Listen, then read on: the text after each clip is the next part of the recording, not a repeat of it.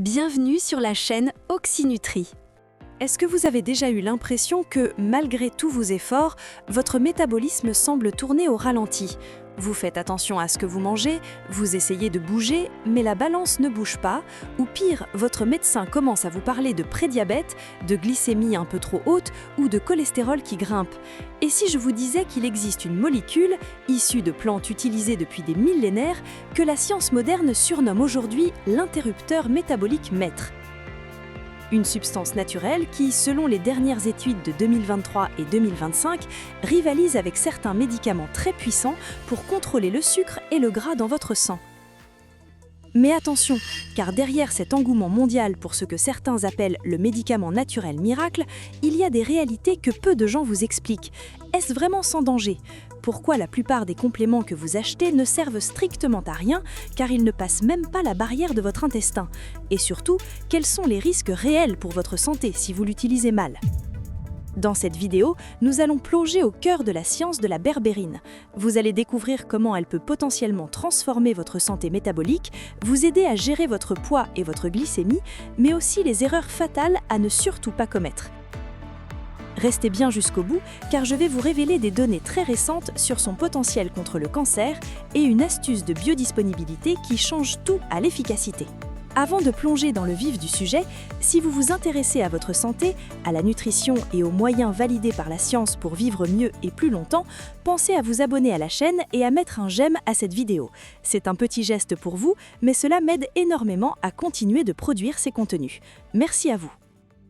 Commençons par comprendre de quoi on parle exactement. La berbérine n'est pas une simple plante, c'est ce qu'on appelle un alcaloïde. C'est une substance active d'un jaune très vif, presque fluorescent, que l'on extrait de différents végétaux comme l'épine vinette ou ce qu'on appelle le Coptis chinensis. Si vous allez voir un praticien de médecine traditionnelle chinoise ou ayurvédique, il connaît cette substance depuis des siècles. On l'utilisait traditionnellement pour traiter les infections ou les diarrhées. Mais ce qui fascine les chercheurs aujourd'hui, ce n'est pas son passé, c'est son mécanisme d'action cellulaire unique. Imaginez que vos cellules sont comme des petites usines. Quand l'usine a trop d'énergie, trop de sucre et de gras, elle devient paresseuse, elle stocke et elle s'encrasse. La berbérine a la capacité unique d'activer une enzyme qu'on appelle l'AMPK. C'est un nom un peu barbare, mais voyez l'AMPK comme le chef de chantier de l'usine. Quand la berbérine arrive, elle appuie sur l'interrupteur du chef de chantier et tout d'un coup, l'usine reçoit l'ordre de brûler le stock. Elle force la cellule à utiliser le glucose présent dans le sang, elle dit au foie d'arrêter de produire du sucre inutilement et elle lance le déstockage des graisses. C'est pour cela qu'on entend souvent dire que la berbérine mime les effets du sport ou du jeûne, car elle active les mêmes voies de signalisation de survie et de nettoyage. Alors concrètement, qu'est-ce que cela change pour vous au quotidien ? Les bénéfices prouvés sont assez spectaculaires, notamment si vous surveillez votre glycémie. Une méta-analyse massive de 2022, regroupant 46 essais cliniques, a montré des résultats frappants. Chez des adultes souffrant de diabète de type 2 ou de prédiabète, la prise de berbérine a permis une baisse significative de la glycémie à jeun, et plus important encore, de l'hémoglobine glyquée, ce fameux marqueur qui reflète votre sucre sur 3 mois. Pour vous donner une image, imaginez une personne prédiabétique avec une glycémie qui fait le yo-yo toute la journée, entraînant fatigue et fringales. Dans une étude de 2023, après 12 semaines de supplémentation, on a vu des taux de sucre revenir quasiment à la normale chez de nombreux participants. C'est une amélioration de la sensibilité à l'insuline qui change la vie, car cela signifie moins de coups de barre après les repas et une énergie plus stable. Mais ce n'est pas tout. Si votre souci se situe plutôt au niveau du cœur et des graisses, écoutez bien ceci. La berbérine agit aussi comme un nettoyeur sanguin. Les études montrent une réduction des triglycérides et du cholestérol total. C'est fascinant parce que cela positionne cette molécule comme un allié de poids pour la santé cardiovasculaire, surtout pour les personnes qui ont ce qu'on appelle le syndrome métabolique, ce mélange explosif de tension, de sucre et de gras abdominal. Parlons du poids, justement.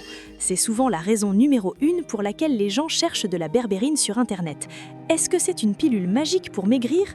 Soyons honnêtes et précis. Les études montrent une perte de poids modeste mais réelle, de l'ordre d'1 ou 2 kg, et une baisse de l'indice de masse corporelle, surtout quand la prise se fait sur plusieurs semaines à des doses correctes. Ce n'est pas un produit qui va faire fondre 10 kg en une nuit sans effort, cela n'existe pas. En revanche, en améliorant la façon dont votre corps gère l'insuline, elle empêche le stockage excessif. C'est un outil qui aide votre métabolisme à ne pas travailler contre vous. En garder, et c'est là que nous devons être très sérieux, la berbérine n'est pas un bonbon. Il y a une tendance dangereuse à croire que parce que c'est naturel, c'est doux. C'est faux. La berbérine est puissante, elle agit comme un médicament et elle a des contre-indications formelles. Le point le plus critique concerne les femmes enceintes et allaitantes. Il ne faut jamais, je dis bien jamais, prendre de berbérine si vous êtes enceinte ou si vous allaitez. Pourquoi? Parce que la molécule traverse le placenta et peut causer des dommages cérébraux irréversibles chez le fœtus ou le nouveau-né. Une condition grave appelée ictère nucléaire. C'est un risque absolu, donc si vous avez un projet de bébé, vous oubliez la berbérine. De plus, si vous prenez déjà des médicaments, vous devez être vigilant. La berbérine peut modifier la vitesse à laquelle votre foie élimine d'autres substances. Si vous êtes sous anticoagulants, sous immunosuppresseurs ou si vous prenez certains médicaments pour le cœur, la berbérine peut en augmenter ou en diminuer les effets, ce qui peut être dangereux. C'est pour cela que l'automédication totale est à éviter si vous êtes polymédiqué. Demandez toujours l'avis de votre médecin ou de votre pharmacien. Et n'oublions pas les effets secondaires digestifs. Beaucoup de gens arrêtent la cure au bout de 3 jours parce qu'ils ont mal au ventre, des crampes ou des diarrhées. C'est souvent parce qu'ils prennent de trop grosses doses d'un coup ou qu'ils la prennent à jeun, ce qui est une erreur. Maintenant, passons à la pratique. Comment utiliser cet outil puissant correctement? La première chose à savoir, c'est que la berbérine naturelle est très mal absorbée par notre corps. Si vous avalez une gélule de poudre simple, une grande partie est détruite par votre foie avant même d'avoir pu agir. C'est ce qu'on appelle l'effet de premier passage. C'est pour cela que les doses efficaces dans les études sont élevées, généralement entre 1000 et 1500 mg par jour. Le protocole qui fonctionne le mieux pour limiter les effets secondaires et maximiser l'efficacité, c'est de diviser la prise. Ne prenez pas tout d'un coup. L'idéal est de prendre 500 mg 2 à 3 fois par jour.